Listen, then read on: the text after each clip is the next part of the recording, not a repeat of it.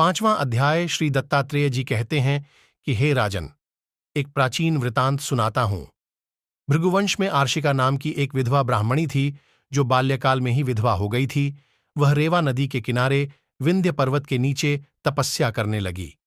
वह जितेंद्रिय, सत्यवक्ता, सुशील, दानशीला तथा तप करके देह को सुखाने वाली थी। वह अग्नि में आहुति देकर उच्च वृत्ति द्वारा छठे काल में भोजन करती थी। वह वल्कल धारण करती और संतोष से अपनी जीवन व्यतीत करती थी। उसने रेवा और कपिल नदी के संगम में 60 वर्ष तक माघ स्नान किया और फिर वहां पर ही मृत्यु को प्राप्त हो गई।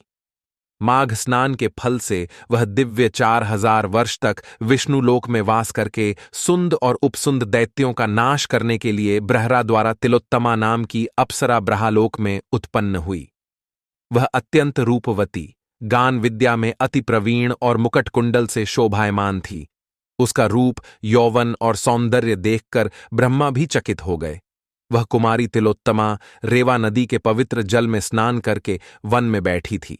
तब सुंद और उपसुंद के सैनिकों ने चंद्रमा के समान रूपवती को देखकर अपने राजा सुंद और उपसुंद से उसके रूप की शोभा का वर्णन किया और कहने लगे कि कामदेव को लज्जित करने वाली ऐसी परम सुंदरी स्त्री हमने कभी नहीं देखी, आप भी चलकर देखें।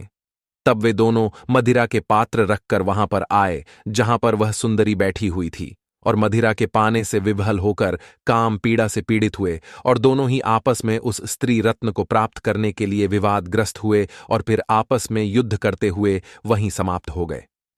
तब उन दोनों को मरा हुआ वह देखकर उनके सैनिकों ने बड़ा कोलाहल मचाया, और तब तिलोत्तमा काल रात्रि के समान उनको पर्वत से गिराती हुई 10 दिशाओं को प्रकाशमान करती हुई आकाश में चली गई और देव कार्य सिद्ध करके ब्रह्मा के सामने आई।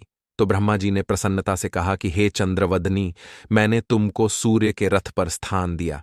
जब तक आकाश में सूर्य स्थित है, नाना प्रकार के भोगों को भोगो। सो हे राजन, वह ब्रह्माणी अब भी सूर्य के रथ पर माघ मास स्नान के उत्तम भोगों को भोग रही है। इसलिए श्रद्धावान पुरुषों को उत्तम गति पाने के लिए यत्न के साथ माघ मास में विधिपूर्वक स्नान करना चाहिए।